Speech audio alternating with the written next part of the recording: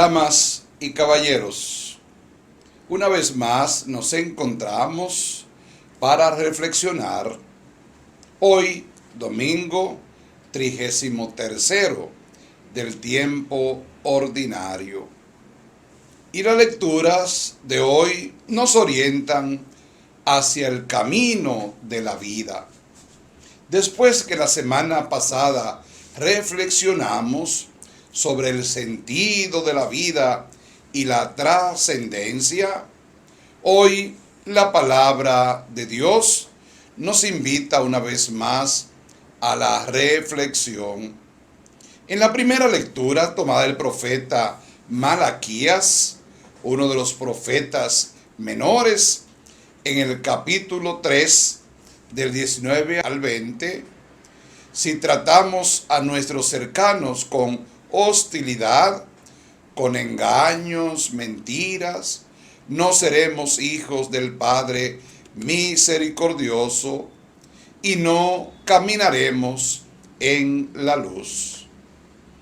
Y la segunda carta a los tesalonicenses, que seguimos leyendo también en esta semana, Pablo nos interpela a todos ya y a cada uno de nosotros a que seamos honrados y trabajadores por el reino.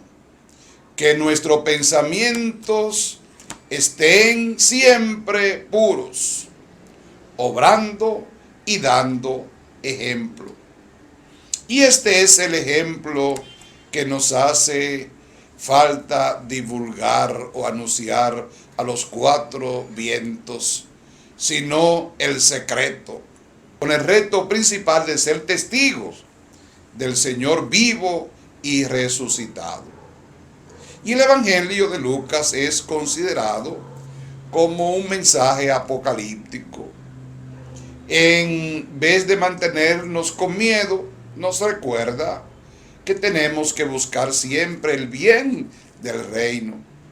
Buscar el bien del reino es hacer caso a la primera lectura de Malaquías y a la lectura también de San Pablo.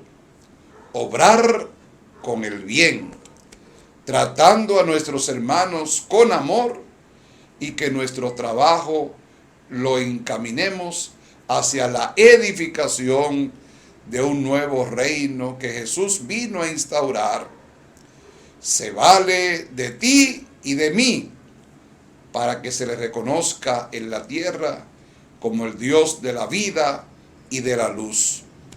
Eres el elegido para el reino funcione con amor. Esta historia hay que vivirla con dignidad. Retomemos la primera lectura de Malaquías en la línea litúrgica de presentar los temas sobre las últimas cosas de vida y de la historia. Al final del año litúrgico en que nos encontramos, las lecturas de este domingo pecan un poco de apocalípticas, enfatizan ese elemento.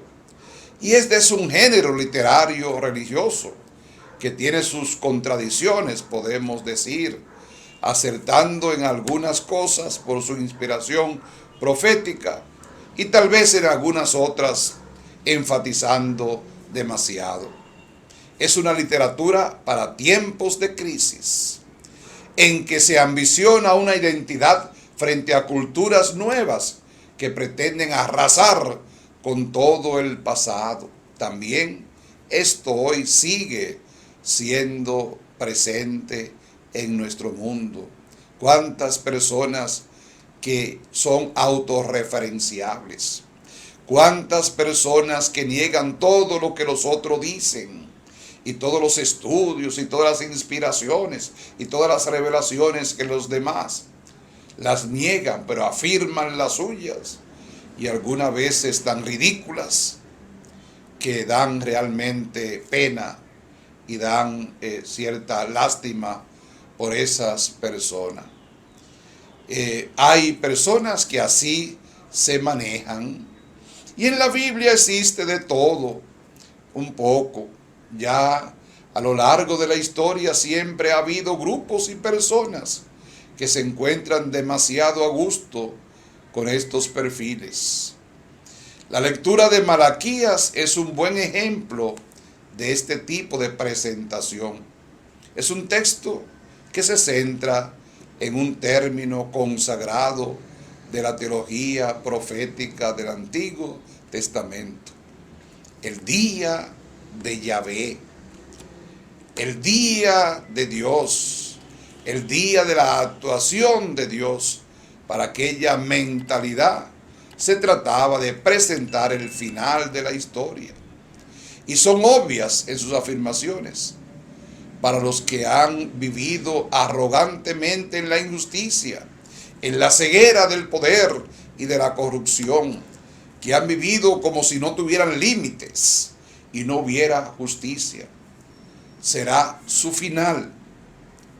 Pero los que han vivido según el proyecto de Dios no tienen por qué temer. Es lógico pensar que alguien tiene que renunciar y tiene que denunciar los arrogantes y soberbios, que un día todo eso se acabará.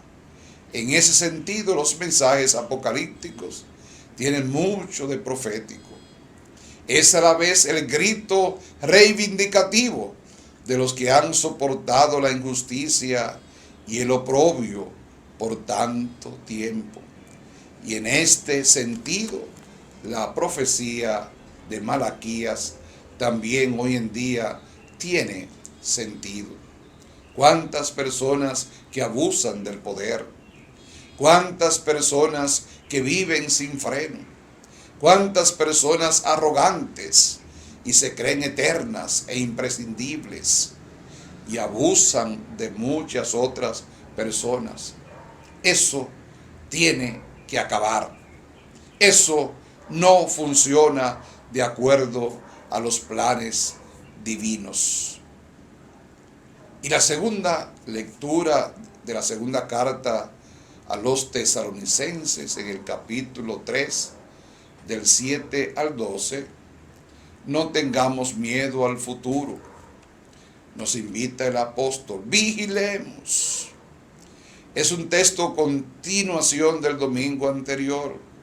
Supone una lección muy concreta, precisamente para corregir ciertos abusos que dieron en algunas comunidades donde personas con mentalidad apocalíptica que esperaban el fin del mundo se cruzaban de brazo o se aprovechaban de lo que eran más sensatos y conscientes de que mientras el mundo sea mundo y la historia sea historia real, se debe vivir con dignidad y responsabilidad.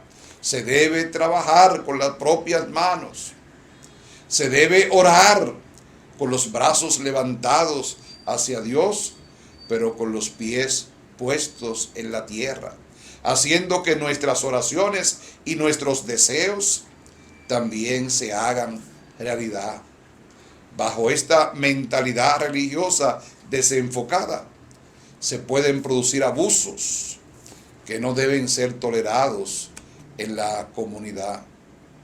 Y el autor da su testimonio personal de que él, aún siendo apóstol y teniendo derecho a vivir de ese trabajo, lo podemos ver en la primera carta a los Corintios, en el capítulo 9, del 6 en adelante. En la carta a los Gálatas, capítulo 6, verso del 6 en adelante. Sin embargo, trabajó lo necesario para subsistir. Este texto viene bien para no preocuparse demasiado por el final del mundo y para no vivir en la fiebre de una mentalidad apocalíptica. Hoy en día también hay algo similar en nuestra sociedad. ¿Cuántas personas que afirman que Jesús ya viene? Y lo importante y lo interesante es estar preparado.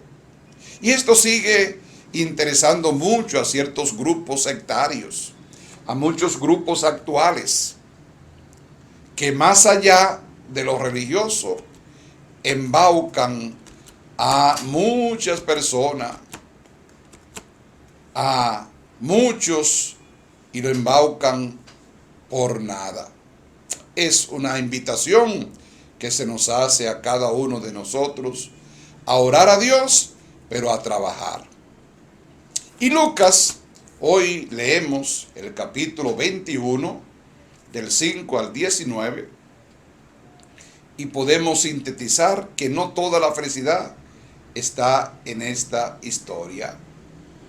Y el texto del Evangelio de Lucas corresponde a lo que se ha llamado el discurso escatológico de Jesús. Aparece en 3 evangelios sinópticos, aunque con visiones diferentes entre uno y otro. El de Lucas es el más explícito en cuanto a corregir los abusos de algunos que se presentaban en Jerusalén o en cualquier comunidad para decir que llegaba el día del Señor, el fin del mundo, para que le siguieran a ellos. Lucas tuvo mucho cuidado de catequizar a su comunidad al respecto, en el sentido de que no fue un evangelista que se dejó impresionar demasiado por el lenguaje y los símbolos apocalípticos. Conserva, eso sí, el talante profético de este discurso que se pone en boca de Jesús, como también lo vemos en Marcos capítulo 13. El discurso base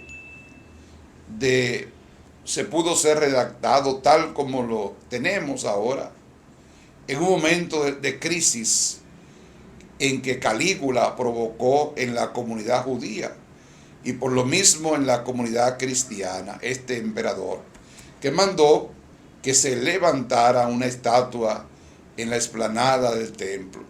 Pero Lucas, por su parte, y mucho más tarde que estos acontecimientos, trata de serenar y tranquilizar, máxime teniendo en cuenta que él conoció o tuvo noticias de la destrucción de Jerusalén hacia el año 70 de nuestra era. Esta es una tesis no aceptada por todo en el mundo, pero que puede ser, que parece lógica. De hecho, Lucas es el autor del Nuevo Testamento que mejor ha sabido asumir el mensaje profético apocalíptico de Jesús, mirando a la historia como lo más positivo, sin estar obsesionado por el final catastrófico de movimientos sectarios. Con la destrucción de Jerusalén no llegó el fin del mundo, ni el judaísmo siquiera. Los judíos pensaban que el día en que el templo fuera destruido, desaparecería el pueblo de Israel.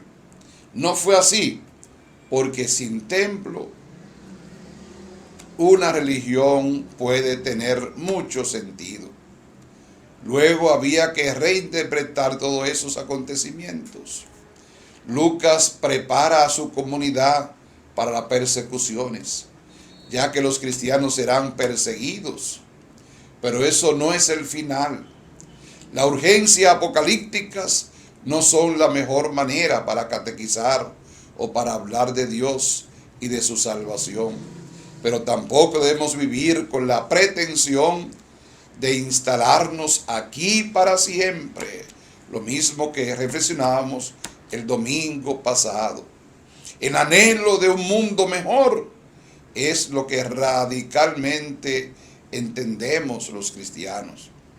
Y en ese mundo mejor que ampara a una vida nueva, es una experiencia nueva de vida que no podemos programar, como casi todo se programa hoy.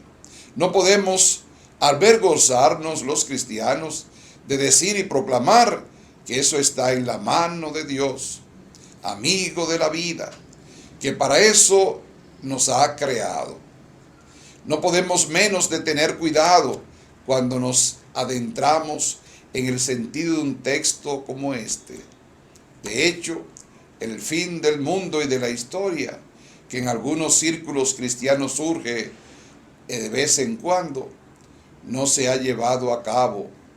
Es seguro que Jesús nunca se definió por un fin del mundo y de la historia con la llegada del reinado de Dios.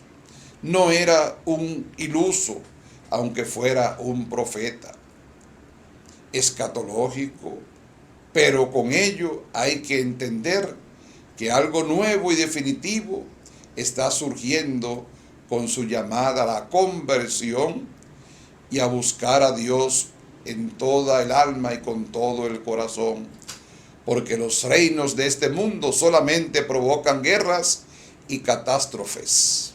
No vemos los imperios actuales cómo están desafiándose a la guerra, pero el reino de Dios, al que Él dedica su vida, no trae la justicia y la paz. Nos trae la justicia y la paz. Si no es así, es posible que los poderosos de este mundo quieren ocupar el lugar de Dios en la historia. Y eso es lo que se condena con este discurso. Los cristianos deben saber que estarán en conflicto con los que dominan en el mundo. En el caso de Lucas, el discurso prepara a los cristianos no para el fin del mundo, sino para estar dispuestos a la persecución, la lucha, si es verdad que son fieles al mensaje del profeta de Galilea. Por ello hay que mantenerse vigilantes, pero no por catástrofes apocalípticas. No nos tenemos que arrepentir porque Cristo viene, sino porque el reinado de Dios es una instancia crítica que no puede aceptar en muchos ambientes de este mundo la injusticia y la manera como nosotros nos estamos comportando. Queridos hermanos, revisemos nuestra existencia, revisemos nuestra vida, cómo vivimos, de acuerdo a qué criterios vivimos, cuáles son los valores absolutos que estamos viviendo y predicando con nuestro ejemplo en la vida humana que tenemos. Cómo es mi confianza absoluta en Dios, y ese Dios de la vida, ese Dios que me ama, ese Dios que me ha creado para ser feliz, me acompañará en esta vida, para que tú y yo entendamos que el Señor está siempre de nuestra parte y que el Señor misericordioso nunca nos abandonará. Feliz jornada para todos.